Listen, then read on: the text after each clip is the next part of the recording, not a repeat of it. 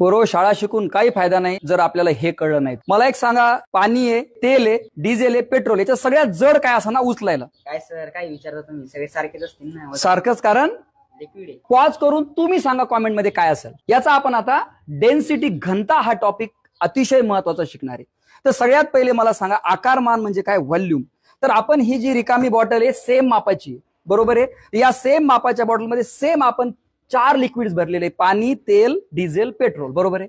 तर आता सगळ्यात महत्वाचं काय आहे, तर आपण पाहणार आहे घनता म्हणजे काय. तर घनता म्हणजे काय? मास अपॉन व्हॉल्यूम, वस्तुमान भागिले घनफळ. याचं घनफळ सगळ्याचं सारखंच आहे. घनफळ म्हणजे बाटलीचा आकार सारखा, याचा आकारमान कसं आहे? सारखं. पण आता वजन आपण प्रत्यक्ष मोजून पाहू, ठीक आहे. सगळ्यात पहिले आपण बॉटलचं वजन करून घेऊ, ठीक आहे. किती भरलं? 21. हे आपण टेअर करून घेऊ, समजलं. आता आपण, तू काय कर बेटा, नोट करा. सगळ्यात पहिले आपण पाण्याचं मोजू. किती भरलं? 1000 ले बेटा वस्तुमान. ऑइलचं किती भरलं? 906. 906 आले बेटा. त्यानंतर आपण डिझेलचं मोजू. डिझेल किती भरलं?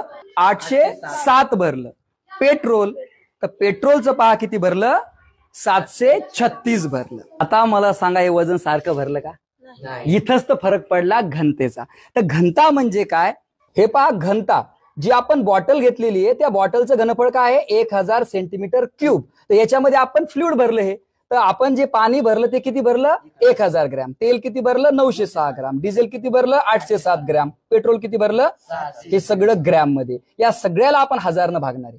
कळलं तुम्हाला? 1000 न काऊन भागणार आहे आपण? व्हॉल्यूम न भागणार ना. याला जर 1000 न भागलं तर काय उत्तर आहे सांगा मला? 0.906, बरोबर आहे. म्हणजे 0.90. इथे काय येईल? 0.807. आणि हे काय येईल? 0.736. ही झाली डेन्सिटी.